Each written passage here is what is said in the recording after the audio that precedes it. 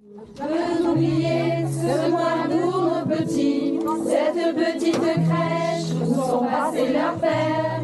Comment pourriez-vous faire pour vous séparer d'elle?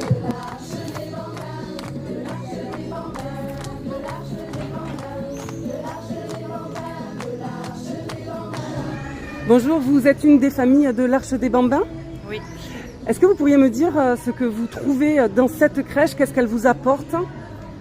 Déjà une structure avec peu d'enfants, une équipe conviviale et aimante, des cantinières sur place, c'est juste incroyable, des pièces équipées simplement, justement, tout est équilibré en fait, ça tourne.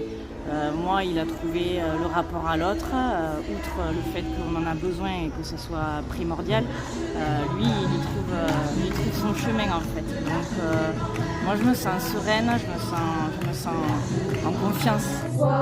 À 31 familles, de poursuivre l'histoire et de pousser la grille.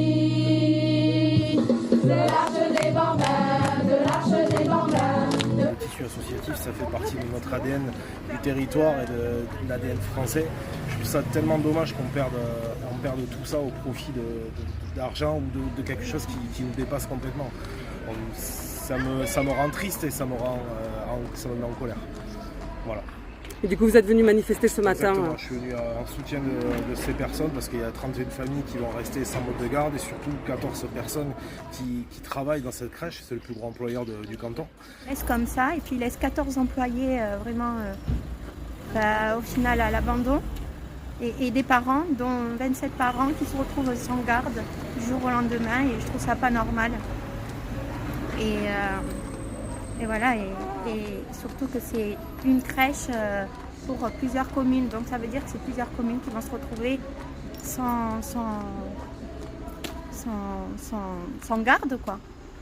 Ici se joue un drame, une terre qui perd son âme, un service qui se meurt, l'Arche des Bambins qui pleure. Fermez tous les rideaux, retirez les photos. Alors on est là aujourd'hui pour faire un mouvement par rapport à l'Arche des Bambins, une crèche associative amérindienne qui risque la fermeture.